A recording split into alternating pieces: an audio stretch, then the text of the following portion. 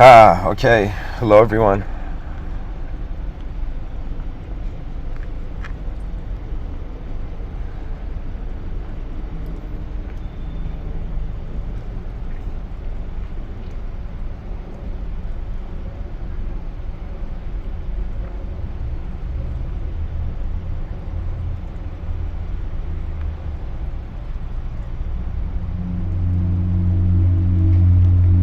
All right.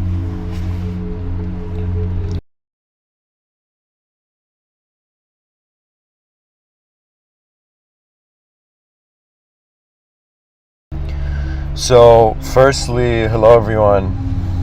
Welcome. Today's episode, I wanted to speak about something which usually I don't feel a need to speak about, but I thought, at some point I need to. And I wanted to speak about death.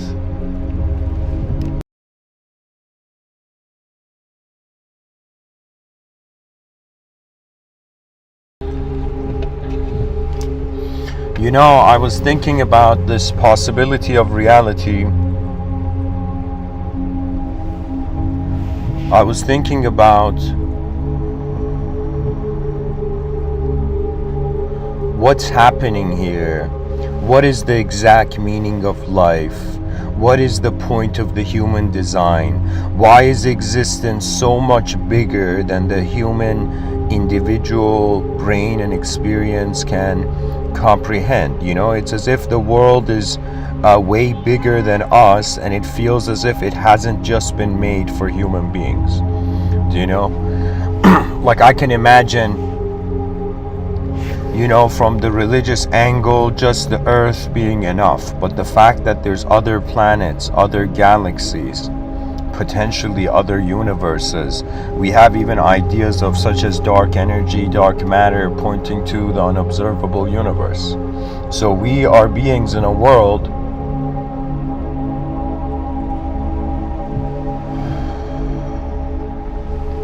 in which the world has an unobservable component to it. Now, I have been thinking about death, and in the sense that I was born in 1991. I've ran 31 laps around the sun. I have an experience. I've existed and experienced life as a human being, up to this point. And when it has come to this idea of death, even though in my dreams I've died a couple times, I think it's over 5 times now.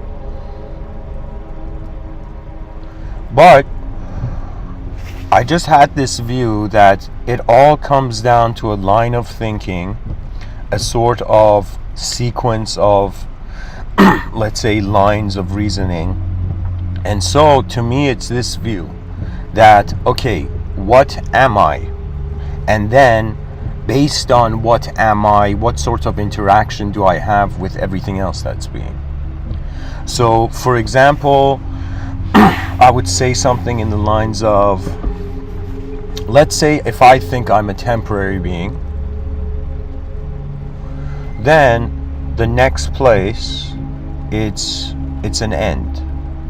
In Mr.Within school of thought, there's 4 views, 4 dimensions to this world of ours I'm entertaining.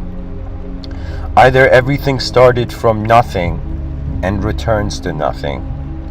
Either everything started from a singular position and returns to a singular position. Either everything started dualistically and will remain dualistic, or everything started infinite and will remain infinite. When we think about the human experience, right, if you're a materialist, the body is being returned to the world.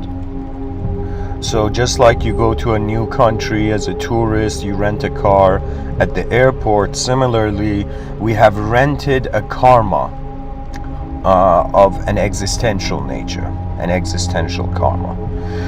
Karma for the unconscious being is its judgment, but for the conscious being, it is a decision.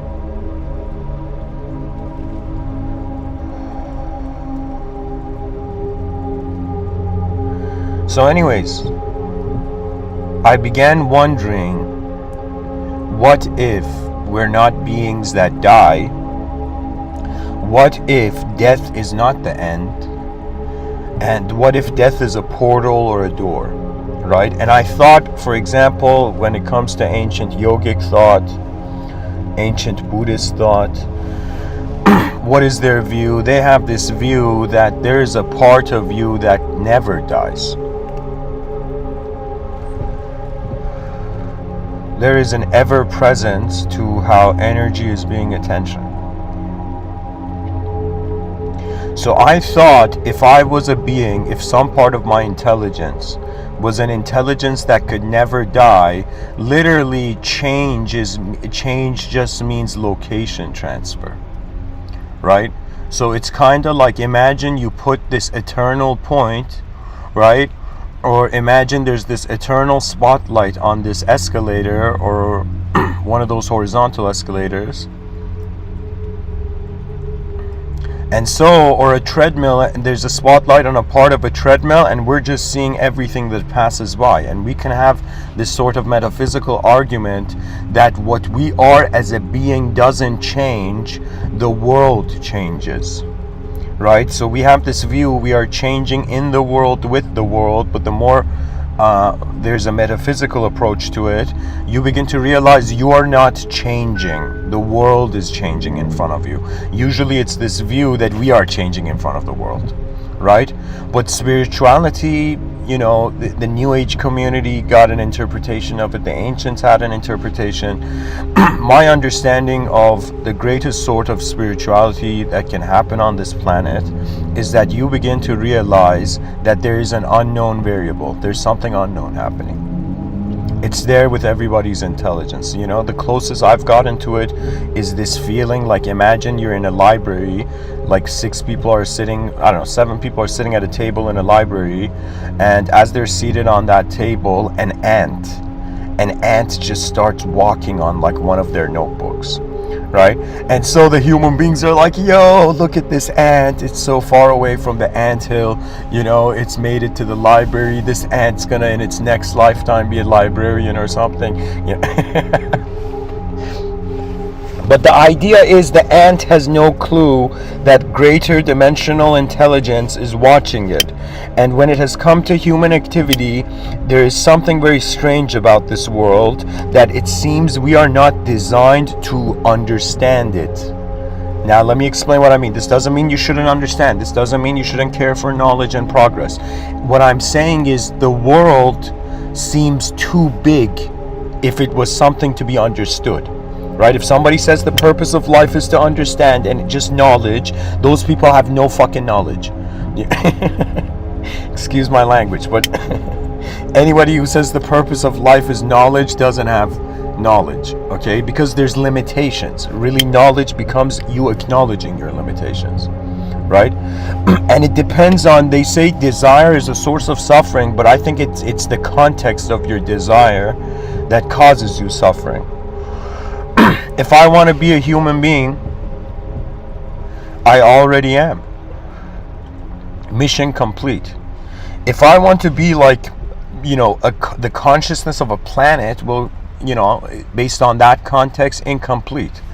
And really what it is we are that first species in nature, which the cosmos was like, all right, human being, the rest of the animals are under my control, the ecosystem is programming their behavior, but you, human being, I'm going to give you an ability to notice beyond your environment. And the moment you notice beyond your environment, you're going to realize you can create your environment.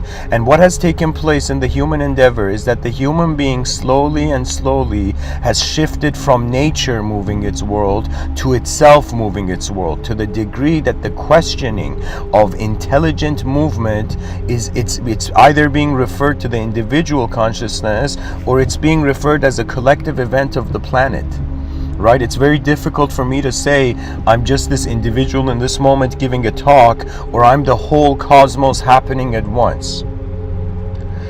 You know, this is up for the viewers to decide. The viewers can decide if I'm an individual talking, or if I am the whole cosmos happening in one moment.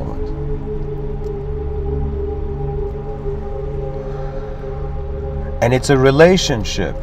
You know, for the longest time I was like, yo, why is this metaphysics, spirituality confusing people? Why is the concept of other dimensions, other worlds, other beings, why is this like freaking out our species, right? And then I realized, holy shit, our species, excuse my language guys, but it's like our species has not found an ability to be content with its own design. This is the biggest trouble in the world. You know, people who are not content with what they are rather change the world. You see, this is to me, there's a huge religious significance. How would you differentiate between God and within? What is the difference between the fallen angel, between, let's say, the archetype, let's say the devil archetype, and the God angel divine archetype? Okay, and this is my answer. This is what I would tell the viewers. The concept of a devil, right, or the concept of, you know, later on I studied and I just looked online and I realized Lucifer, or the concept of the morning star, was a paganistic ritual that was attributed, right? But pretty much it's this idea of, let's just say, the fallen angel. Maybe that's the safest way to go about it. So if you notice about religion, is that if you notice in the monotheistic tradition, God creates man and brings and imbues man, technically creates man out of clay, out of dirt, imbues man with its own breath, like gives it a soul, and then commands man to name the celestial names in front of all the angels. Right? And so when man does this, when God shows his, let's say, creation to all the angels, one of the angels doesn't bow, right? One of the angels doesn't bow and says, like, I don't know, you know, this is a bad idea or something in those lines. And so what ends up happening, this is the biggest, this is, I think, what literally transforms someone's nature from being a devil to an angel, right? And this is the main difference.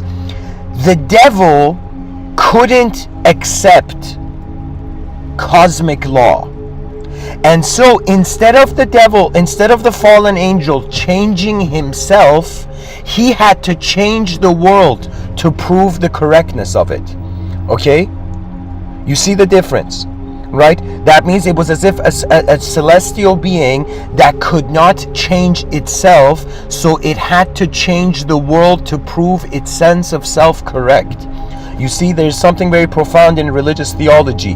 When God commands all the angels to bow down to its creation, which is man, all the angels bow except the fallen angel. And why wouldn't, like, if we were to think, why wouldn't somebody bow to the ultimate, right?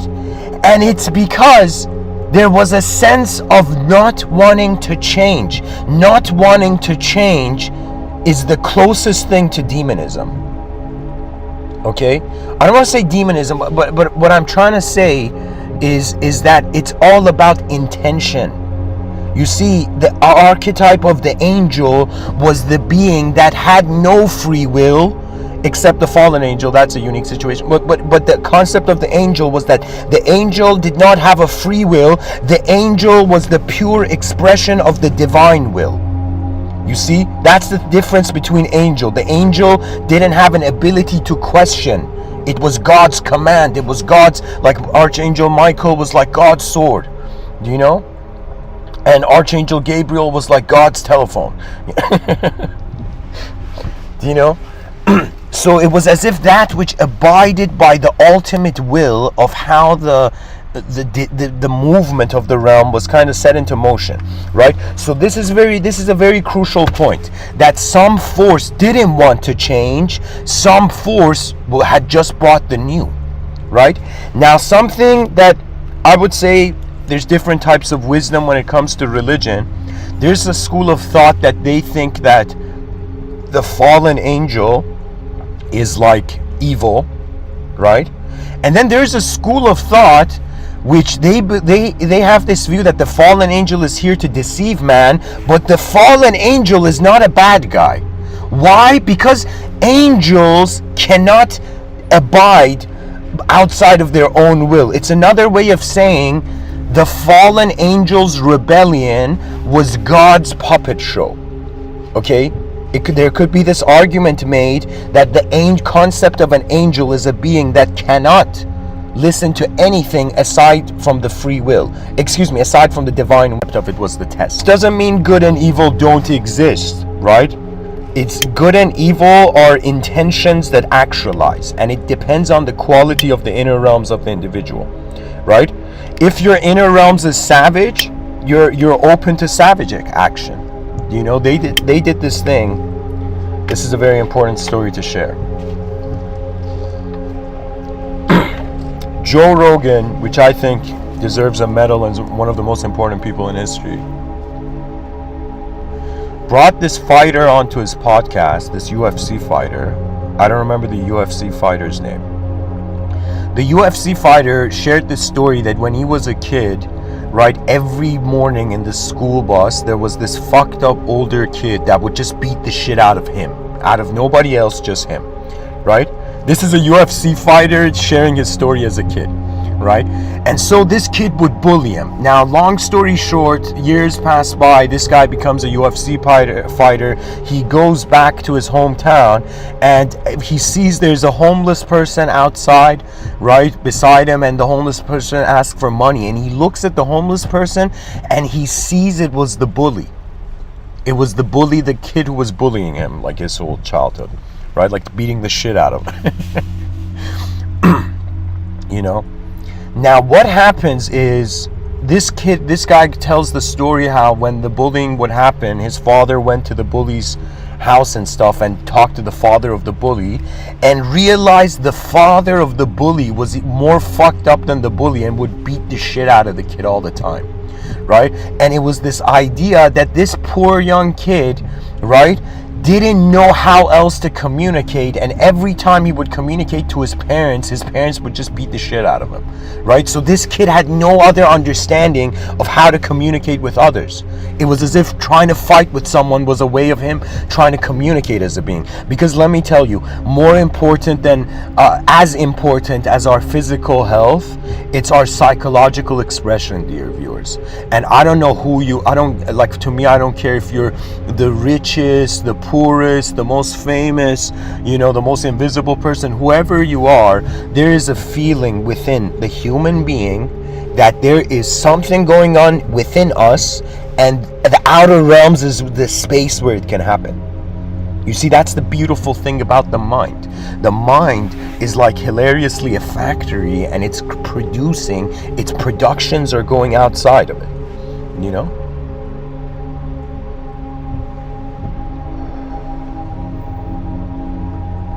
Anyways, what I'm trying to say is an example of how that person had adopted an understanding of what way to communicate.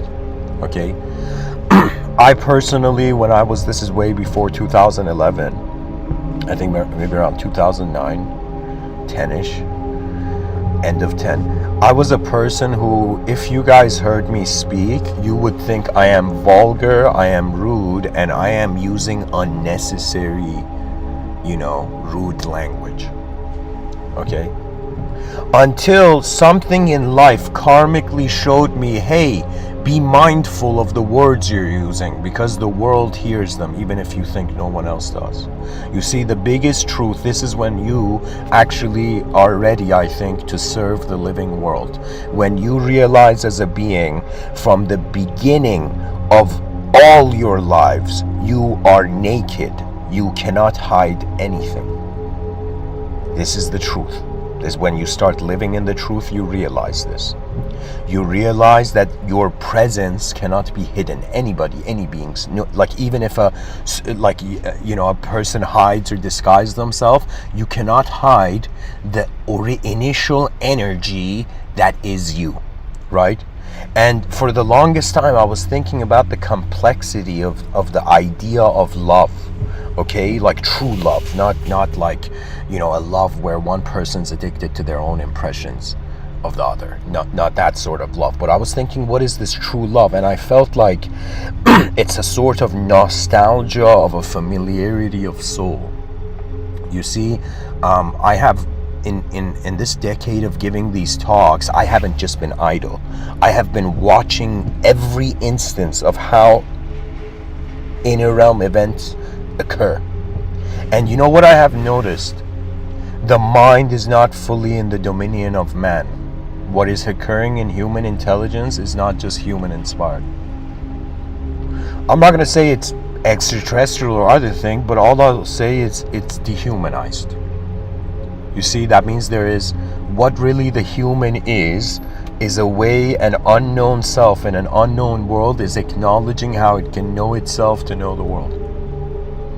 So dear viewers, those people who truly understand the message, what I'm trying to say in these Mr. Within talk gets to you, you will notice a world where every person's mind, even though you see them as a person, there is code, there is language, okay?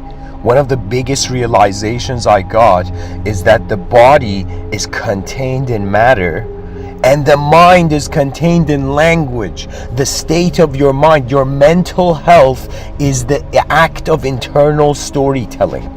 And the conviction you have of what you are in the story of your own life, where your own energy is originating, the ability to receive meaning. You see, one of the biggest challenges, in any sort of Mr. Withinian archetype in any civilization that becomes ready to advance, the challenge is not to do something like next level. It's in some sense to get the species to realize it is worthy of its most advanced state, for why else would the mind be capable of probabilizing ahead of itself?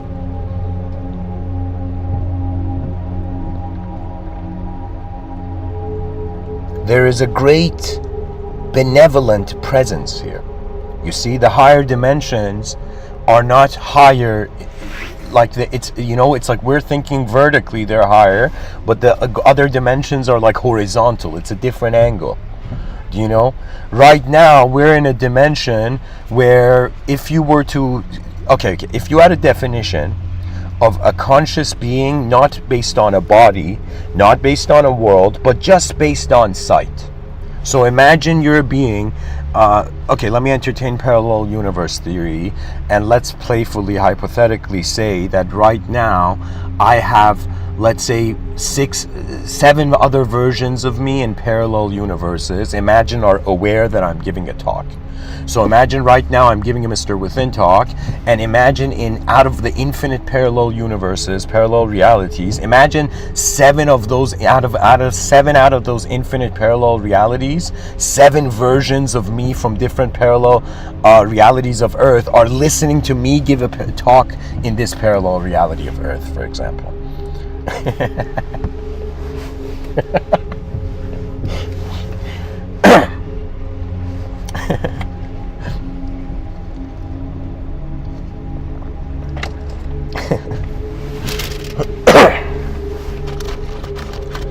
Anyways,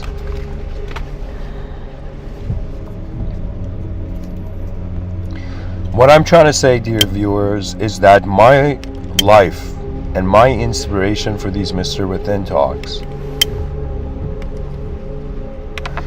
to be honest, it was amplified by a Rumi quote. And if somebody says, Mr. Within, what's your philosophy on life? It's simply this. The poet Rumi says, before death takes away all that is given, give away all that there is to give. And I would say the core Mr. Withinian philosophy is pretty much this realization. I'm this human being who's like, okay, if I live for myself, that's 100 years. Just 100 years, and one person got to enjoy it. But if I live for the species has a lifespan way greater than 100 years. Our species is going to be around even though we may not, like in turn, like in the end, through an energetic essence, you know. I gave a talk called Ghost of Civilizations Past, guys. That is one of the most important talks, and it points to the destiny of the human species. But my philosophy is simply this: we are something, and we can do something, and then there comes a moment where you are not what you were and you can't do what you wanted to, right? And we've made such a big deal of death, and of course there's suffering, there's pain. The Buddha, bless the Buddha, he kind of gave us those teachings, right?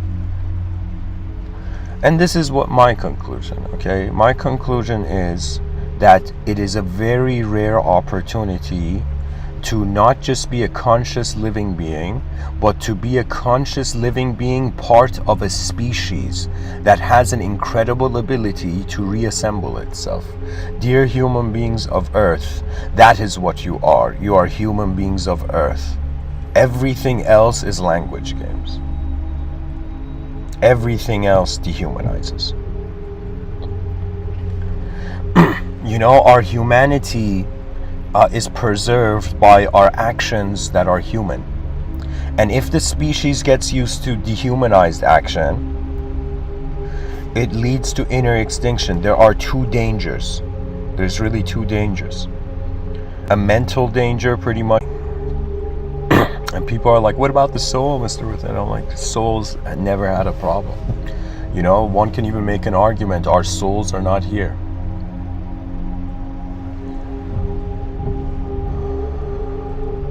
Imagine Tony Stark, he didn't even need to be in the Iron Man suit. Like, I have no idea why Tony Stark didn't create an army of like 1,000 Iron Men, and he could just chill back with a coconut and a straw and have like an army of Iron Man suits kind of fight for him, but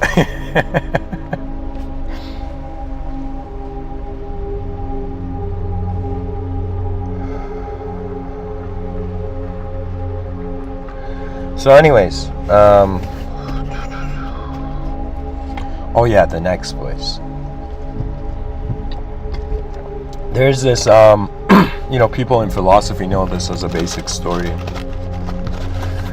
Socrates, long story short, he teaches his own metaphysics. The old men of Athens don't like it. They take him to court. Socrates, since childhood, he would listen to the inner oracle. The inner oracle was this invisible guiding force that would guide Socrates in every moment of his life, telling him what to do and what not to do. So when he's sentenced to the court, Socrates listens to the inner oracle, goes to the court, and in order to not get rid of his honor, like the old men of Athens were doing something sly, and they were going to be like, okay, you could be free, Socrates, but you're going to be dishonored. And so honor was a huge deal back in the day. For the ancients, honor was like a real body.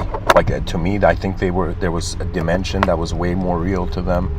A behavioral, energetic dimension that surpassed just the physical dimension. It was as if how a creature behaved was more important than what a creature was, because how a creature behaved suggested what it was. So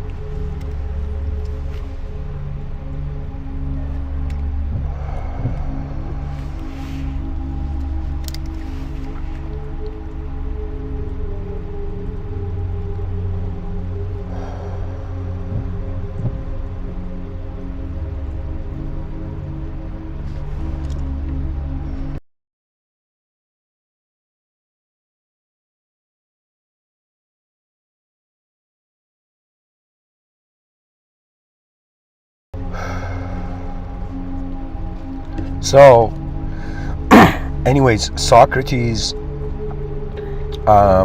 he's sentenced to take this poison, and before he takes this poison, all his disciples are there, and there's an incredible picture about this where it's like you're seeing a great being leave. Do you know?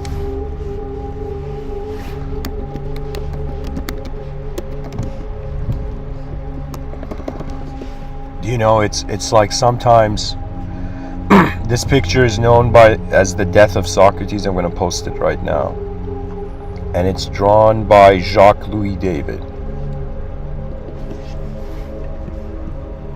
So whoever you are, look at the screen, you're going to see the picture.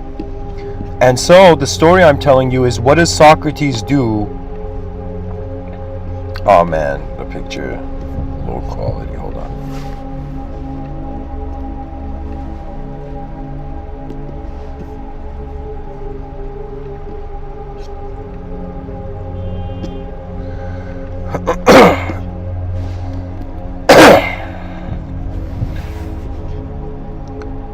pretty much Socrates tells his disciples that are kind of like heartbroken, and he says to his disciples, I will either go to a place where, there is no Socrates, his famous line, or I will go to a place where all the questions I have wondered about in this lifetime will be answered.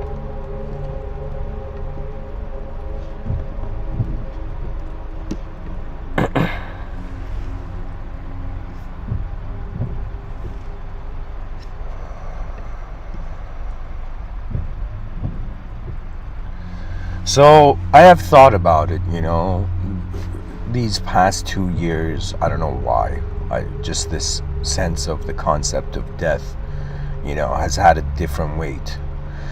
I thought about it and I'm like, wow, we're born. It's like life is giving us a taste of what existence is like, and then, at the end of it, taking it away. And the strategy is kind of like you give what you are before you are not, because what else can we do? It's like, for example, when it comes to the inner realms, like throughout the day the thoughts come and go. I notice them, right? But if I don't create a format to communicate them, it's as if the thoughts of the day were just private. It was as if there's some, the thing about the inner realms, everybody's inner realms, is that it's a world only you can see. And because it's a world only you can see, I feel there's a deep down urge to tell others about it. And it's very bizarre. Even Rumi has this quote where he says, when I was younger, I wanted to change the world. Now that I'm older, I change myself. Do you see? That's the thing. The more mature the being becomes, rather than commanding God to change the situation, the being realizes God's given the ability to change. You see, the reason our ancestors survived is because they didn't have egos. If our ancestors had egos, they would die. Like we right now in 2023 as a species on the earth have the privilege, have the luxury of having an ego, right? But back in the day, if you had an ego and you didn't adjust to the environment, you would die. If imagine there was a cliff, like there was a tribe of people around the cliff, right? And some person was like, no, my grandparents lived here, everybody lived here, I'm gonna live here. And imagine the cliff is about to fall and the person has an ego. A person has an attachment to the convictions of the only world they could see, their inner realm. Right? And this is the danger of life, really, that we get enticed by our inner realms, ignoring the outer realms. And by the way, dear viewers, this is hypnotism. This is why people looked at television and they were like, it's hypnotizing people. And people were like, how? How is television hypnotizing? It's hypnotizing people by making them get used to their inner realms. Right? Because in the inner realms, fiction is allowed. In the outer realms, fiction is like impossible. In my inner realms, I could just see myself floating in the air. Right? In the outer realms, the moment the mind of the human being has access to a state of world creation where the world is not bound and limited by the laws, by its physical laws. And so when I say, are we going to the next place, to be honest, dear viewers, that's the feeling I had. I was like, okay, let's say right now I died. Let's say right now was the moment where I started to slowly watch my body rather than be it. Right now I'm in the driver's seat. I feel like a pilot, and I feel like my body is giving me access to this plane of existence. And to be honest, I feel like an unknown force piloting my known existence in this format. But if a moment comes where my attention has to eject out of the plane of existence, I've had one experience in this life where it was, I would say, in the outer realms, closest I've come to feeling like, am I gonna die right now? One of those feelings. And you know what it was? It was literally like this wind. Imagine this wind hitting you, this intense wind hitting you, and everything you think you are, all the things your brain has subjectively kept, imagine all of it goes, and the only thing remains is this feeling of what else you could have done. And see, this is what we are sacrificing with emotional unconscious living. The inability to consciously recognize, what we are.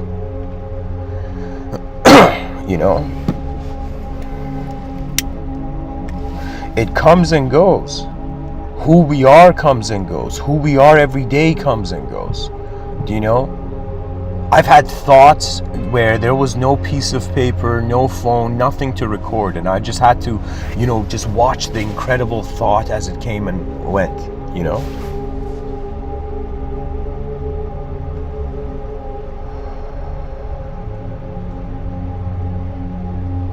I ask myself, why am I human? And I've realized it's because what you are, you care for. We are all human beings because we're here to care for the species. I would give it a time span of, give it a couple hundred years, 100 to 200 years. We're going to have the era of collective mindhood begin. This means that our imaginations, the walls that hide our imaginations, will break. And it will most likely, this is a dangerous thing, but I don't know, the future knows better. But I think that in the future, communication may become obsolete.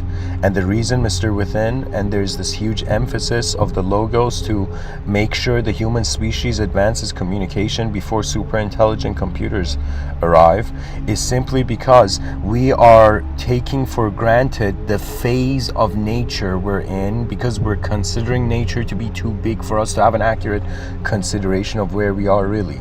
Right?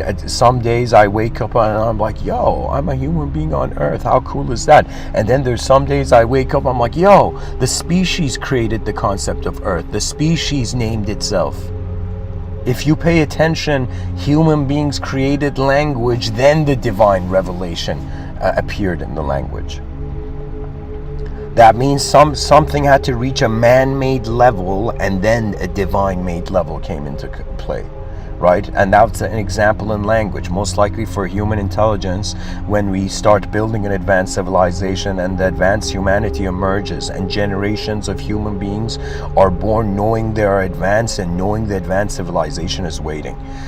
For me, there was a time where I was just, having a playful, poetic kind of dialogue with my inner realms, and I was like, what's going to happen in the future? And there was this vision where I just playfully in my mind, I felt like 50,000 angels are going to arrive on the planet, or in the Mr. Withinian context, 50,000 advanced communicators. That means very advanced beings are going to be born on this planet, and they're going to be born with their essence, the pattern of their essence being as if they are living for something that hasn't happened yet. If you look at most human beings, they're living for past ideology. And most human beings are living for a truth that was said to them in the past. That's why truth has to be in language. Because if the truth was a direct experiential presence, you wouldn't need language for it. Right now, a human being, like, why isn't a human being trying to be a human being? Because it is it. It's its second nature. It just is. And there will come a time in the future where the children of the future generations, the advanced humanity, they're just going to be. Their nature is going to be advanced. That means even the lesser generations are going to reduce them, but they're already ahead. Do you know what I'm saying? I'm pretty much saying that imagine the bodies are born in 2023, but the minds that enter these bodies are scattered through time. So imagine a person in the okay, I'm going to be a bit metaphysical and 5025 or something, right? That's a year of my science fiction novel.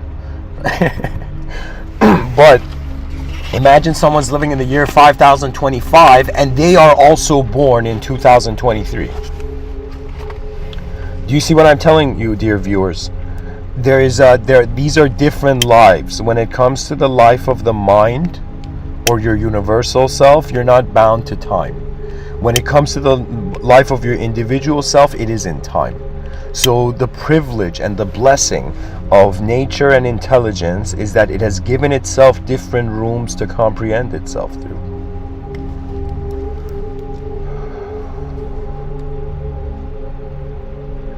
You know, I thought if I am not a temporary being, then there's no such thing as death. It's always the next place. I mean, what is evolution? What are we surviving for? To get to see the next place, to experience further. The species is in the game of experiential enhancement.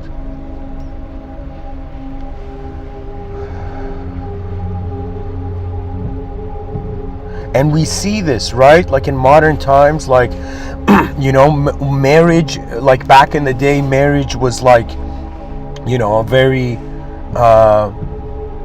like, let's say, healthy establishment.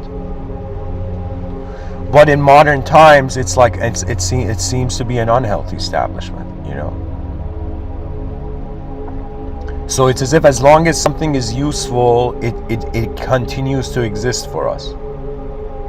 I think it's the case like this, you know. I've noticed people listening to these Mr. Within talks, and then the moment I change the topic, like, they suddenly leave. And I was like, yo, this person's living for like instant gratification. Because if you want to understand something deeply, you can't do it emotionally only.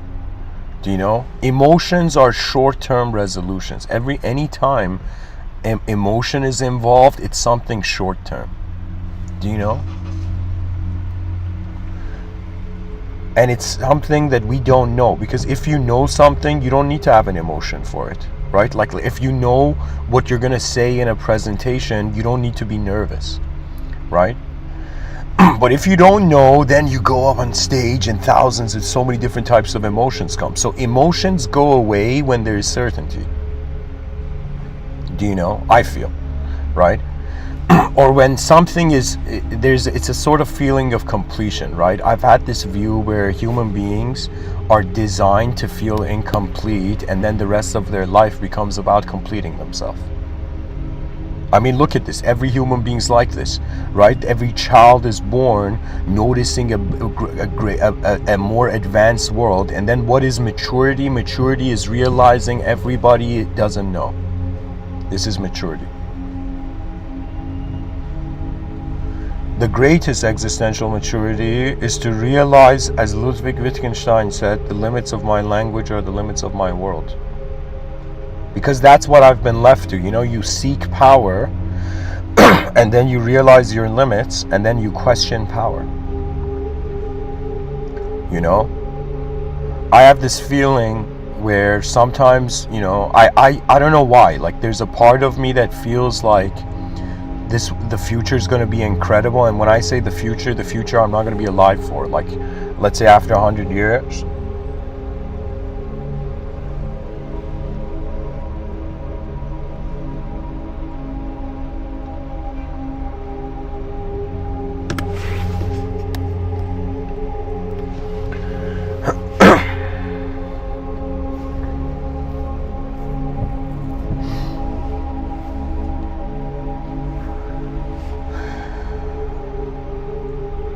You know what I've realized? When the human being can't be responsible for itself, it blames the outer realms. And I think that's the thing. You graduate from this plane of existence, you transcend this plane of existence when you realize that everything is okay. You know, even from the Abrahamic tradition, I mean, what is faith? God created something which God is certain that it's perfect, but like one of the archangels feels it's imperfect, and then man is like, yo, am I perfect? And so that's the thing about faith. Faith is trusting your world. Somebody in the chat section says something about emotions. Listen, the thing is, how conscious are you when you're doing something? Something I've noticed in the chat section, right? And I don't know, people are of course different, right? But it's that, see, emotional freedom is important, but if you bring a bunch of people in a room, if you put 10 people in a small room and you give them blindfolds and you tell them, all right, everybody, start breakdancing, like, they're gonna hit each other, right? So it's not just about feeling free to express, it's also being conscious of where you're expressing. We have artists that look at the empty canvas before they paint and envision something in it, and then we have some artists who are like, yo, I'm gonna splash paint and whatever it is, it's good, I'm expressing my emotions, I don't care about anybody else, right? See, it's a childishness, right? The biggest thing is sometimes I notice this from people in the chat section, right? Not the audience today, of course today's audience is exceptional. But what I've noticed in the chat section is that people, you know what it is, I think these Mr. Within talks allow people to, rather than reject their own minds, to look at their own minds again. When they look at their minds again, they access new rhythms. But you see, people are changing. People change.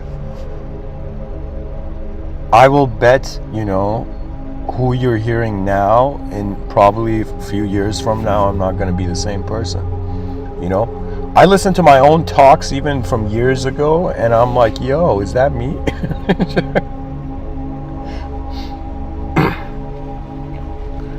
Anyways, back to the topic. And you know, guys, there was a time where in my mind I was expecting like a certain etiquette to the chat section, but I'm like, you know, maybe let's give the freedom of the jungle, you know. The freedom in the jungle is, you know, it's like the subjectivity, the subjective organization isn't there.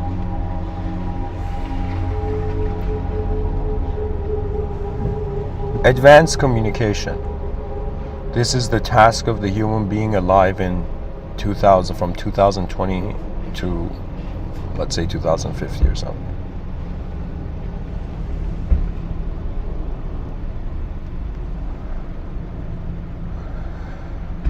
When a person can't discriminate between their inner realms and outer realms, I've noticed that they get offended, you know.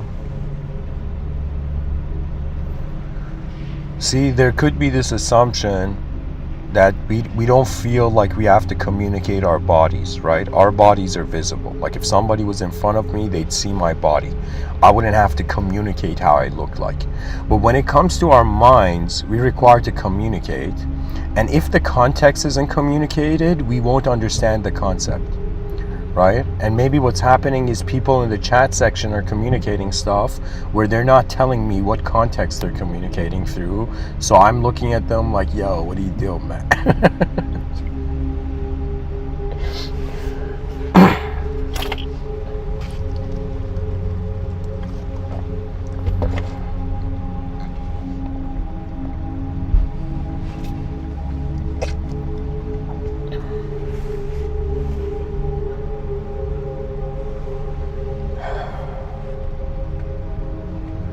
What it is ultimately we're forces. I think this is a good way to see. If you see yourself as an object, sure, the idea of death is there.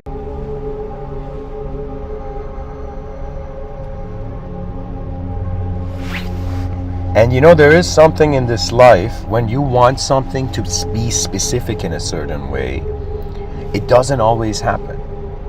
You know, when you want something more than you feel, like, here's the thing, when you want something, it's like a part of you also feels you don't have it, and because you feel you don't have it, do you know, something karmically doesn't happen, right? That's the crazy thing about life. What is our desire for life? What is our intent, right? Like, this is a very important question to ask.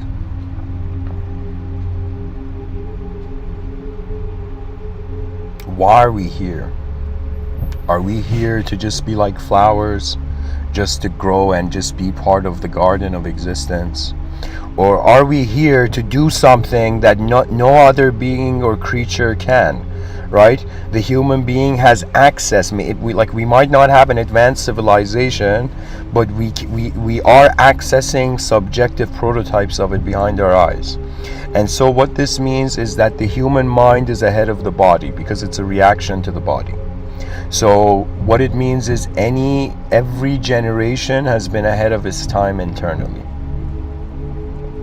So what it means is, like, in the outer realms we're living in 2023, but our inner realms are probably have the maturity of 2123.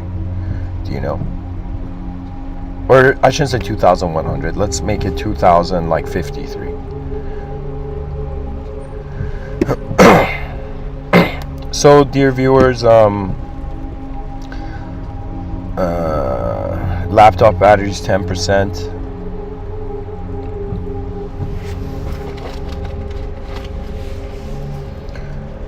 Let me see what I could say. Here, I'll say this to the viewers. The point of this episode was me talking about death. And as just 1 in 8 billion human beings, you know, I feel it's useful to share. And this is my view.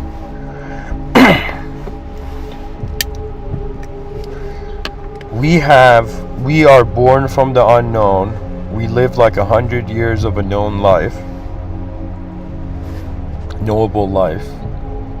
And then we return to the unknown. So the conclusion with death is that death is a return to an unknown state. So if you can become content with the unknown, you have become biggest mysteries of life is pretty much, are we here to realize what we have always been, or are we here to be something we have never been before?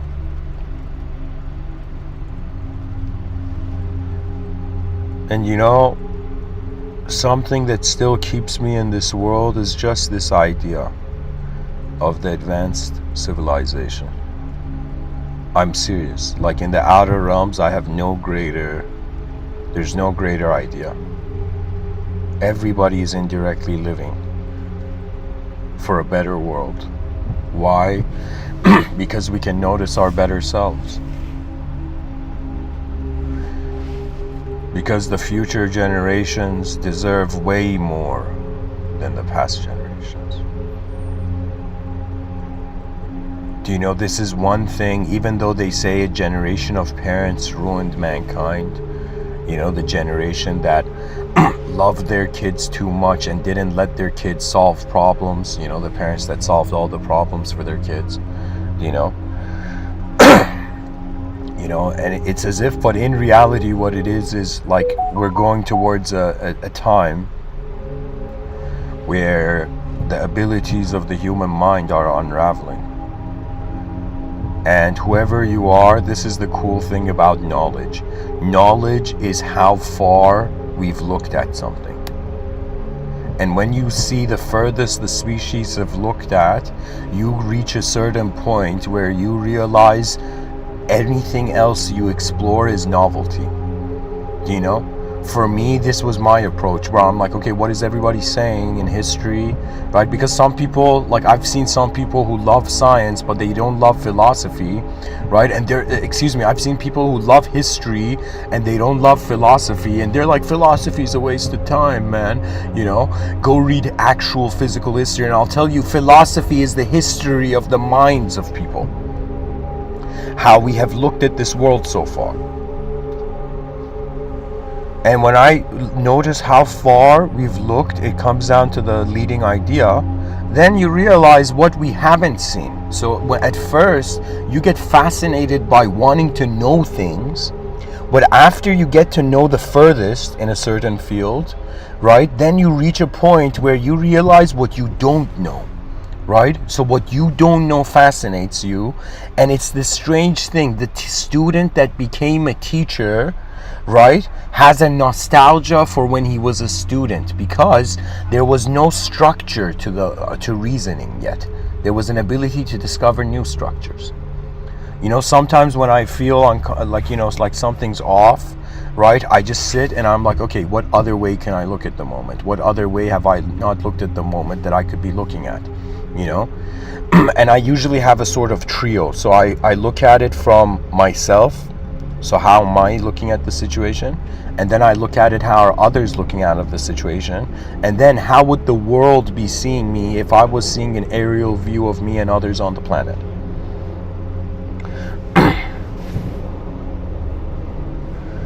Anyways, guys, whoever you are,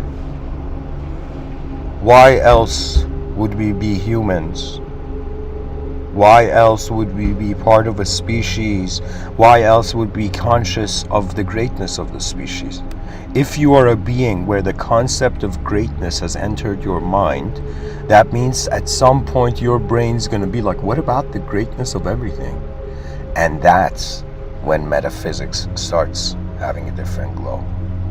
Where you look at the world and you realize, wait a minute, what if the universe knows what it's doing? And if the universe knows what it's doing, doubt was man-made. We as universal sector so far. We are the visible ambassadors of a conscious world. We are here now. And your great performance awaits. Rise, mankind, rise. Thanks for listening, guys. Much blessings and namaste. And don't forget to share, like, subscribe and comment. And as a question, right, for whoever's listening, what do you think's gonna, like, where do you think we're going? Like, is there a next place after death, or is death the end? Or are we something non-physical, and because we're non-physical, the non-physical can't die? Or is the soul energy that can't be created or destroyed or changes from form to form? So whoever you are, answer below. And rise, mankind, rise. Namaste.